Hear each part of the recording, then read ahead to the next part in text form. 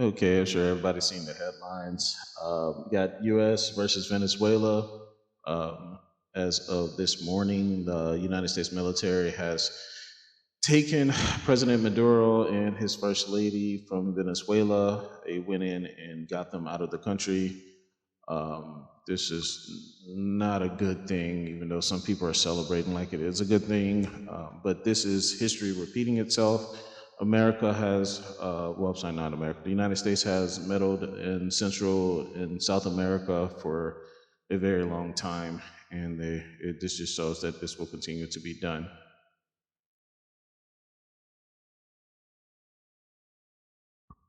The official narrative on this is that this intervention by the United States was to stop drug cartels and protecting democracy. But what you'll hear from many of the speeches, you're going to hear the talk of oil. Oil is going to come up a lot on this. Um, but the case they're saying that President Maduro is under arrest for being a drug trafficker. On yeah, yes, that's what the story is going to be. But if you check the history across Mexico, Central America, South America, and the Caribbean, you'll find out that the U.S. has meddled in these countries for years. Okay, so let's talk about the drugs. Okay, the drug trade narrative is the central justification, but is it really? Is it really, or is it just something that is, well, basic propaganda? Is propaganda that is pushed out to make people think it's okay to bomb another country and just go in and take their president and people be happy that this was done? Venezuela's actual role when it comes to drugs is that they're just like a transport hub. They're no different from some Central American countries. They are not large producers of illicit drugs. It just flows through their country. They could stop it just and try to slow it down as much as possible. They may even be trying to do it, but it's just too much money involved in it. The real producers of drugs, uh, it says here Mexico's number one. Kind of, depending on what drug it is. We got Mexico first, Colombia second, third we got Peru and Bolivia. When it comes to cocaine, Peru, Bolivia, and Colombia, they're number one. That's the coca leaf. It's natural to that area, so it will be there forever. On it. Mexico, methamphetamine, fentanyl, is their number of production, and they just mostly just transport. But if you want to continue down to the drug trades, you got to talk about the fentanyl crisis. The number one on that is China. China is the number one producer of fentanyl. Well, they're like, well, we just sell the chemicals, but no, they're like the number one producers of fentanyl. And Mexico is used to that's what they say is used to transport into the United States for it. So I don't understand why we're not holding China accountable the same way that supposedly we're holding Venezuela for drug trafficking when China is the main hub. And this goes back to what I said earlier, what's really at stake. Venezuela holds the world's largest proven oil reserves. Nobody has no more oil than Venezuela. And you know who knows that? Saudi Arabia. Saudi Arabia. And this brings a challenge to Saudi Arabia because they do have a vast oil reserves, but not as much as Venezuela. So Venezuela is kind of like their competition on it.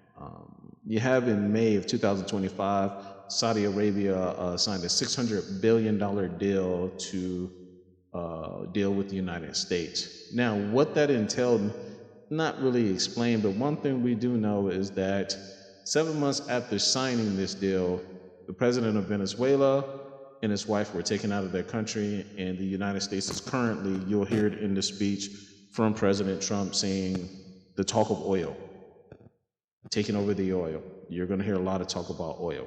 It may go away and disappear from the news, but just pay attention to the talk about oil.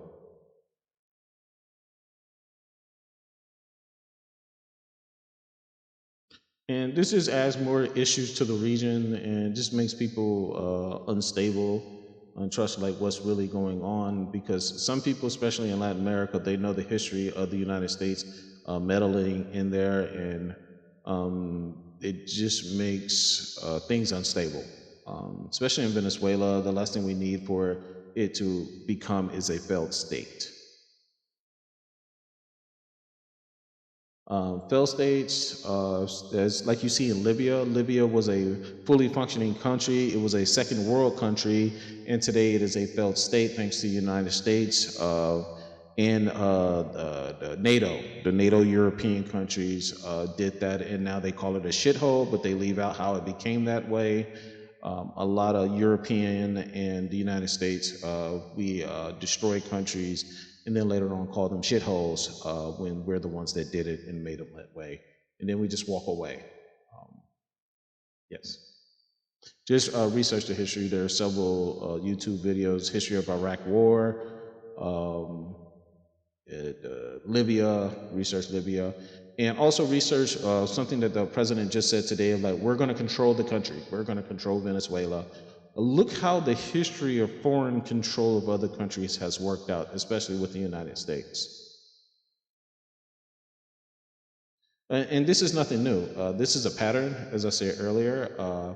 They frame a target, a threat, weapons of mass destruction, drugs, human rights. In the case of General Gaddafi, it was human rights, the reason why they went in there. The U.S. got support. It wasn't just the United States. It was Venezuelans actually helping the United States. There's no way you could move throughout that country without their help. Also, other countries around there that help with this. And the goal, part of the goal where some of the people in our government could think, okay, now he's gone, we're going to make this country better. But for some reason, when the United States government meddles with other countries, it just always turns out bad. It just never turns out good for the people of that country. It just does not have a good track record. So the biggest thing, just want you to think about it, when it comes to U.S. In Venezuela, Venezuela is not a major drug trafficker. This is about oil. Oil reserves matter than state reasons, anything.